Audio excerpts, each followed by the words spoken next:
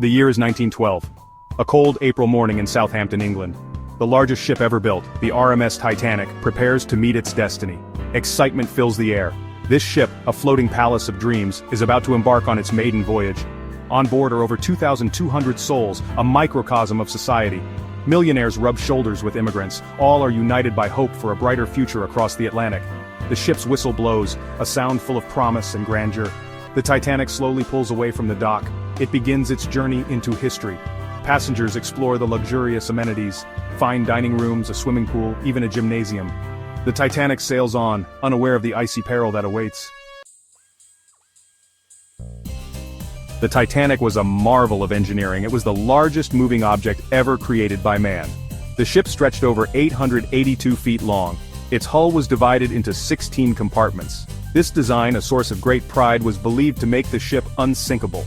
Even if several compartments flooded, the ship would stay afloat. The Titanic's builders, Harland and Wolff, used the most advanced technologies of the time. The ship had a double bottom and watertight doors. These features were meant to contain flooding in case of an accident. However, despite its advanced features, the Titanic had a critical flaw. The belief in the ship's invincibility overshadowed the need for comprehensive safety measures. The Titanic was not just a ship, it was a floating microcosm of society. First-class passengers lived in opulence. They enjoyed fine dining, live music, and lavish accommodations. Among them were prominent figures like John Jacob Astor and Benjamin Guggenheim. Their stories, filled with wealth and ambition, would be cut tragically short. In contrast, second-class passengers experienced a more modest but comfortable journey. Families, couples, and individuals, all seeking new beginnings in America. The third-class passengers, many of them immigrants, traveled in cramped conditions. They carried with them hopes for a better life in the New World. Life on board followed a strict social hierarchy. The different classes rarely interacted, yet a sense of camaraderie prevailed. Section 4. The Icy Embrace Errors and Fateful Decisions. As the Titanic sailed further into the North Atlantic, the temperature dropped. Warnings of icebergs were received from other ships. These messages, though acknowledged, did not fully penetrate the Titanic's command center. A sense of complacency prevailed. Captain Edward Smith, a seasoned seaman, maintained the ship's speed. He trusted in the Titanic's design and the experience of his crew. However, this confidence would prove misplaced.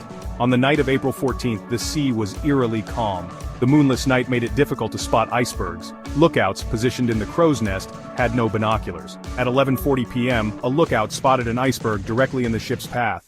The Titanic, traveling at a considerable speed, grazed the iceberg along its starboard side. Section 5. Chaos in the night. The Titanic splits. The impact sent a shudder through the Titanic, a massive vessel that was once deemed unsinkable. Passengers, initially unconcerned, soon realized the gravity of the situation as the ship began to tilt. Water began flooding the forward compartments, quickly overwhelming the ship's defenses. The ship, designed to withstand flooding in only a few compartments, was now taking on water rapidly, far beyond its capacity. Captain Smith, realizing the imminent danger, ordered a distress signal to be sent out immediately. The closest ship, the Carpathia, was hours away, leaving the Titanic in a dire situation. Panic started to spread among the passengers as the Titanic began to list more severely. Lifeboats, woefully inadequate for the number of passengers, were hastily prepared for launching. The women and children first protocol was followed, leading to heartbreaking scenes of families being separated in the chaos. The crew, struggling to maintain order amidst the panic, loaded the lifeboats to their maximum capacity. As the night wore on, the Titanic's bow sank deeper into the icy water, sealing the fate of the once mighty ship. Section 6. Into the Depths, a story of loss and heroism. As the Titanic sank, chaos and despair reigned.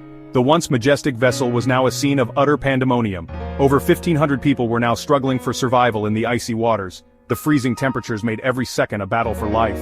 The lifeboats, filled to capacity, drifted away from the sinking ship. Each boat carried the weight of hope and despair. Some passengers, fearing the suction of the sinking vessel, refused to be rescued. Their fear was palpable, their choices heart-wrenching. The band, in a final act of courage and compassion, continued to play as the ship sank. Their music was a beacon of calm amidst the chaos. Their music provided a somber soundtrack to the unfolding tragedy. It was a poignant reminder of humanity's resilience. Acts of heroism and self-sacrifice punctuated the chaos. In the face of certain death, many displayed extraordinary bravery. Men gave up their spots on lifeboats for women and children. Their selflessness was a testament to their character. Husbands and wives clung to each other, choosing to face death together. Their love and commitment shone through in their final moments. The Carpathia, alerted by the Titanic's distress signals, arrived on the scene hours later. It was a beacon of hope in the dark night. They pulled over 700 survivors from the lifeboats, a stark reminder of the scale of the tragedy.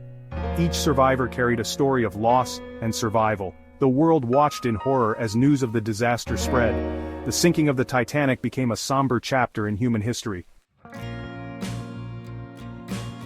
Section 7. A Legacy of Safety. Lessons from the Deep. The sinking of the Titanic was a pivotal event in maritime history, marking a turning point that would forever change the way we approach maritime safety. It exposed the glaring shortcomings of existing safety regulations and the dangerous complacency that had taken hold within the industry. The tragedy served as a powerful catalyst for sweeping changes in maritime law and shipbuilding practices, prompting a global reevaluation of safety standards. One of the most significant outcomes was the establishment of the International Convention for the Safety of Life at Sea, or SOLAS, which set new benchmarks for maritime safety. This treaty, adopted in 1914, mandated that all passenger ships carry enough lifeboats for everyone on board, a crucial step in ensuring passenger safety. The convention also established protocols for ice patrol and significantly improved radio communication requirements for ships at sea, enhancing their ability to avoid and respond to emergencies. The Titanic disaster also led to groundbreaking advancements in ship design, focusing on making vessels more resilient and safer. Ships were built with stronger hulls and more watertight compartments, significantly improving their ability to withstand damage and prevent flooding. The practice of conducting regular lifeboat drills became standard procedure, ensuring that both passengers and crew were well prepared for emergencies, thus saving countless lives. The sinking of the Titanic remains a powerful reminder of the importance of safety and preparedness, a lesson that continues to resonate through the ages. The legacy of the Titanic is not just one of loss, but also of resilience, compassion, and a global commitment to ensuring that such a tragedy never happens again. It is a stark reminder that from the depths of disaster, we must always strive to learn, adapt, and prioritize the value of human life, ensuring that the lessons from the deep continue to guide us.